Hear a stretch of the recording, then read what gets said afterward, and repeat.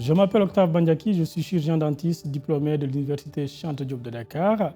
Je suis actuellement en troisième année de thèse en sciences odontologiques à l'Université de Nantes, rattaché au laboratoire d'Hermès.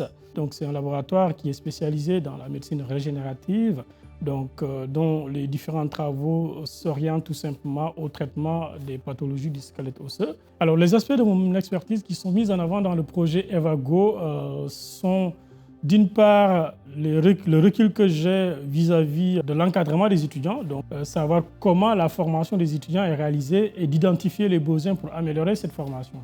Donc cette expérience que j'ai eue dans le cadre de l'encadrement des étudiants était intéressante vu que le projet EVAGO aussi porte sur l'impact des environnements virtuels dédiés à l'assistance pour l'apprentissage du geste en odontologie. Donc ça reste dans le domaine de la formation. L'analyse des travaux pratiques, en tout cas, est plutôt basée sur l'évaluation aussi des compétences qu'ont acquis les étudiants lors de ces différents séances de travaux pratiques.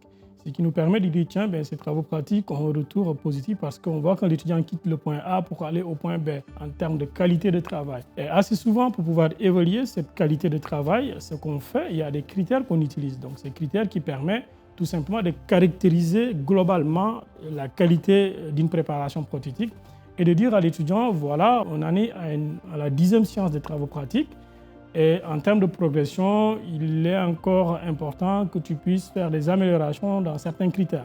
Parce que quand on est dentiste, on travaille dans la bouche, c'est un environnement limité et assez souvent, pour mieux voir ce qu'on fait, on a tendance à adopter des mauvaises postures et ce qui provoque des troubles musculo-squelettiques plus tard. Et donc l'évaluation automatique du geste dans ce sens de la posture permet à l'étudiant d'avoir une personnalisation des différents défauts de posture qu'il a adoptés sans pour autant se rendre compte.